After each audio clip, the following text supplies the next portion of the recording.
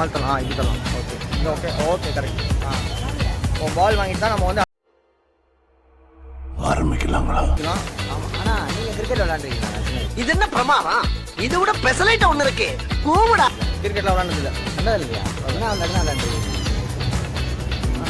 கில்லி, கோலி, பொம்பரம், காத்தாடி, cycle race, மாப்பு race. ஆமாம் இதுதான் விளையாடிருக்கேன். Cycle race விளையாண்டுருக்கீங்க. ஆமாம். ஸ்லோ ரேஸா? இல்லை ஃபாஸ்ட் ரேஸ். Fast race. ஆமாம். எப்போ போய் யாருக்கு ஃபஸ்ட் கீழே விட்றாங்களோ அவங்களுக்கு ஒரு கிஃப்ட்டு. கீழே விழுந்தா கிஃப்டா? கீழே விழுந்தாதான் கிஃப்ட்டு. இது என்ன கிஃப்ட்? இது என்ன அப்படிதான் நம்ம தள்ளி விட்டு தான் விளையாட்டு பழக்கம்.